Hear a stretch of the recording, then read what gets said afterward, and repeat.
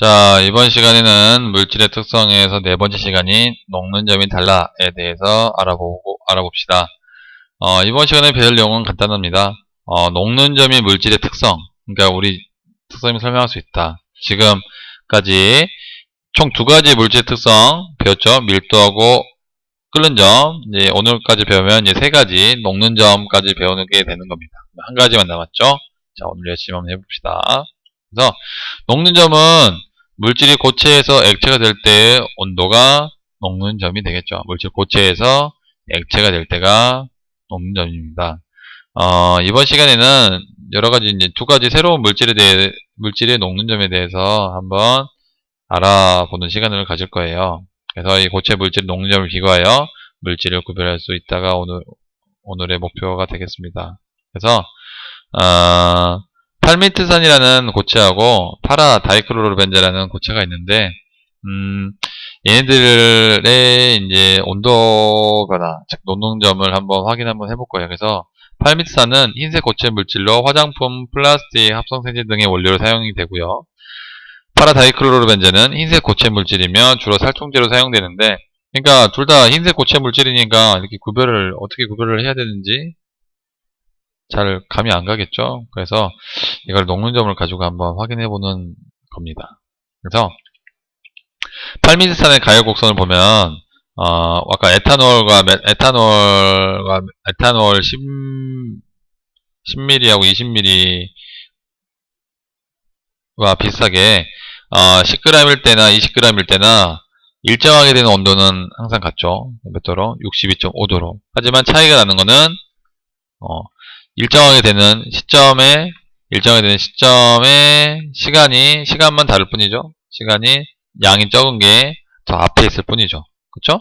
그거 이외에는 변한 게 없습니다. 그러니까 팔미트산의 양에 관계없이 항상 일정하게 되는 온도는 62.5도로 일정하다라는 것을 알 수가 있는 거죠. 그쵸? 그럼 마찬가지로 파라다이크로로벤젠도 비슷하겠죠? 파라다이크로로벤젠도 53.1도로 10g일 때나 20g일 때나 53.1도로 같습니다. 차이점은 그쵸? 녹기 시작하는 온도에서의 그 시간이 다를 뿐이죠. 그러니까 작은 게 더 앞에 있는 거죠. 약 5분, 얘는 한 11분 정도 되죠. 그 차이 빼고는 없습니다. 그쵸? 그래서 정리해보면 두 물질 녹는 점은 각각 몇 도씨였어요. 그쵸? 62.5도가 되겠고 팔미트산은 파라다이크로로벤제는 53.1도가 됐었죠. 그러니까 파라다이크로로벤제 녹는 점이 좀 더 낫네요. 그쵸? 근데 녹는 점은 양에 따라 변했습니까? 안 변했습니까? 각각 다 변하지 않았죠. 그래서 물질의 양에 따라 변하지 않았습니다. 그쵸?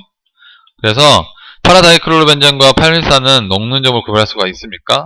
그렇죠. 구별할 수가 있지요. 그 이유는 녹는 점은 물질의 종류에 따라 다르죠. 아까 팔미트산과 파라다이크로벤젠은 녹는 점이 달랐죠. 하지만 물질의 양, 팔미트산의 양에 따라서 팔미트산의 녹는 점이 달랐습니까? 그렇지 않았죠. 마찬가지로 파라다이크로벤젠의 양이 많고 적음에 따라서 녹는 점은 변하지 않았잖아요. 그렇기 때문에 구별할 수가 있는 거죠. 그렇죠?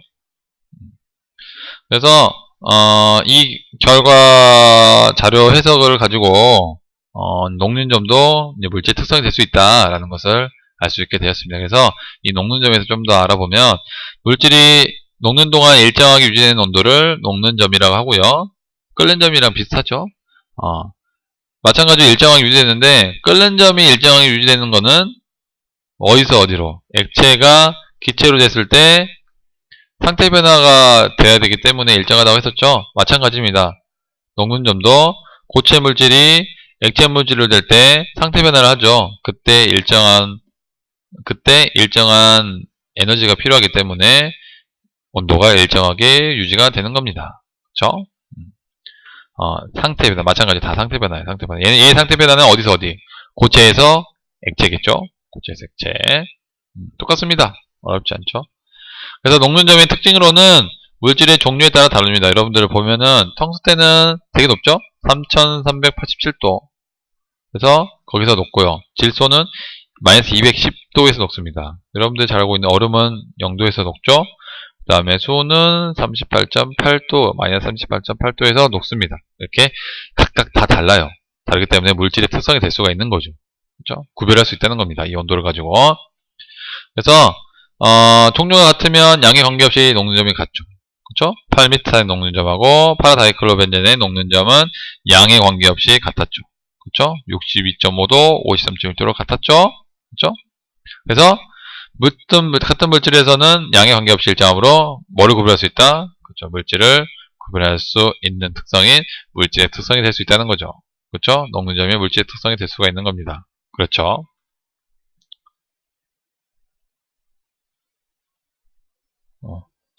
그리고 이제 어느 점에 대해서 좀 알아볼 필요가 있는데 거꾸로 되는 거예요. 자, 액체 물질이 고체로 응고되는 게 어느 점이겠죠? 예, 아까 고체가 액체로 되는 게 녹는 점이냐면 액체가 고체로 응고되는 동안 일정하게 유지되는 온도는 어느 점이겠죠. 이 어느 점도 마찬가지로 일정하게 유지가 되는 거고 물질 종류가 같으면 어느 점과 녹는 점은 당연히 같겠죠. 액체가 고체로 됐을 때 어느 점이고 고체가 액체로 됐을 때가 녹는 점이니까 종류가 같다면 어느 점과 녹는 점은 같을 수밖에 없겠죠. 그래서 어느 점은 물질의 종류에 따라 다르죠. 녹는 점처럼. 하지만 같은 물질에서는 양에 관계없이 일정하고 그래서 물질을 구별할 수 있는 특징이 되는 거죠. 물질을 구별할 수 있는 특징, 어느 점. 그러니까 결국에는 어느 점하고 녹는 점하고 같은 거예요. 그렇죠? 그래서 이 녹는 점을 이용하는 예로는 여러분들 텅스텐이 있으면 텅스텐은 온도가 매우 높기 때문에 할로젠 램프의 필라멘트로 이용이 돼요. 그러니까 이게 이제 철로 이게 만약에 온도가 만약에 이런 램프 같은 경우는 빛이 많이 나잖아요. 그러니까 온도가 되게 높단 말이야. 근데 온도를 전달해주는 이런 필라멘트가 필요한데 이 필라멘트가 만약에 쉽게 녹아요. 그러면 사용할 수 있을까 없을까? 없겠지요. 그래서 녹는 점 이용하는 예로는 요 텅스텐은 요 필라멘트에 이용된다 라는 것을 알 수가 있고요. 그 다음으로는 여러분 수온은 녹는 점이 매우 낮습니다. 낮아요. 그래서 상온에서 액체 상태예요. 그리고 열평량을 거의 일정하기 때문에 기압계나 체온계 등에 이용이 됩니다. 수온, 기압계나 체온계, 녹는 점이 매우 낮기 때문이에요. 그래서 물질 상태와 녹는 점과 끓는 점을 좀 알아보면 자 봅시다. 자 현재 이게 여기가 녹는 점이고요. 여기가 끓는 점이고 여기 낮은 온도, 높은 온도가 됐습니다. 녹는 점보다 낮으면 무슨 상태예요? 그쵸? 고체가 되겠죠? 녹는 점보다 낮은 온도에서는 고체. 그 다음에 녹는 점과 끓는 점 사이는 액체가 될 거고, 끓는 점보다 높은 온도에서는 당연히 무슨 상태? 기체 상태가 되겠죠? 그쵸? 자, 그래서 우리 주변에 있는 여러가지 물질들에 대해서 좀 알아봅시다. 그래서 나프탈렌, 물, 수은, 산소를 가지고 이야기를 해보면 현재 상온에서 봅시다. 상온에서 나프탈렌은 뭡니까? 그쵸? 나프탈렌은 고체죠? 그 다음에 물은 액체죠? 수은도 마찬가지 액체, 산소는 기체가 되겠죠. 그래서 자 봅시다. 나프탈렌의 녹는 점은 80.3도입니다. 그러니까 상온에서보다는 여기서 못 녹으니까 상온은 25도고 녹는 점은 80.3도니까 당연히 고체로 있겠죠.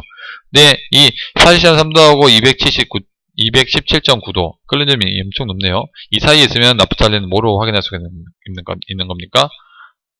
액체로 확인할 수 있는 거죠. 그래서 나프탈렌은 보통 우리 옷장 속에 넣잖아요. 보면 어떻게 보여요? 고체 덩어리, 하얀색 고체 덩어리를 보이죠? 물은 여러분들 보통 액체인 물을 많이 보잖아요. 그쵸? 그 다음에 수온도 마찬가지로 여러분들 액체인 수온을 많이 볼 겁니다. 산소는 기체로 보일 수밖에 없죠. 산소의 끓는 점은 마이너스 18.3도니까, 183도니까요. 그러니까 마이너스 218도하고 마이너스 183도 사이에 있으면 산소도 뭐로 볼 수가 있는 겁니까? 액체로 볼 수가 있는 거죠. 액체 산소 있습니다. 마지막으로 혼합물의 녹는 점에 대해서 이야기 한번 해봅시다. 아까 전에 혼합물의 끓는 점이랑 비슷합니다.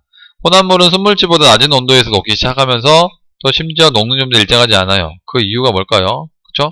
서로 영향을 준다는 거죠. 나프탈렌하고 파라다이클로벤젠 각각을 이렇게 녹는 점을 확인해보면 일정합니다. 일정한데, 각각 두 개를 섞은 혼합물은 심지어 각각 파라다이크로벤제는 53.1도에서 녹고요. 나프탈렌은 80.3도에서 녹는데, 얘네들 것보다 더 낮은 더 낮은 데서 이제 녹기 시작한다는 거죠. 그리고 심지어 이 녹는 점도 이렇게 일정하지 않아요. 그 이유는 서로 나프탈렌하고 파라다이크로벤제는 서로 영향을 준다는 겁니다. 그래서 혼합물은 녹는 점이 일정하지 않아요. 맞습니다. 그래서 혼합물의 어느 점도 마찬가지입니다. 혼합물의 어느 점이 녹는 점이 똑같은 거예요. 어느 점도 혼합물은 순물질보다 낮은 지점에서 얼기 시작합니다. 그러니까 물이 순물질이죠? 소금물은 혼합물이잖아요. 더 낮은 지점에서 얼기 시작하고 어느 정도 이렇게 일정하지 않습니다. 그 이유는 물하고 소금이 서로 영향을 준다는 거죠. 그쵸? 그래서 혼합물의 녹는 점과 어는 점은 일정하지 않아요. 그쵸? 반면에 순물질은 일정하죠. 그래서 어떤 물질의 녹는 온도나 어는 온도를 측정하면 그 물질이 순물질인지 혹은 혼합물인지를 구별할 수가 있는 거죠. 어는 점이 일정하거나 녹는 점이 일정하면 뭐 순물질이고, 일정하지 않으면 혼합물. 각각의 순물질보다 아니, 여기까지 합시다. 순물질하고 혼합물 이렇게 구별할 수가 있게 되겠죠. 그렇죠? 그래서 이번 시간에는 물질에 따라 녹는 점이 달라에 대해서 배웠고요. 녹는 점도 물질의 특성이 될 수 있다라는 것을 알게 되었습니다. 오늘도 고생하셨습니다.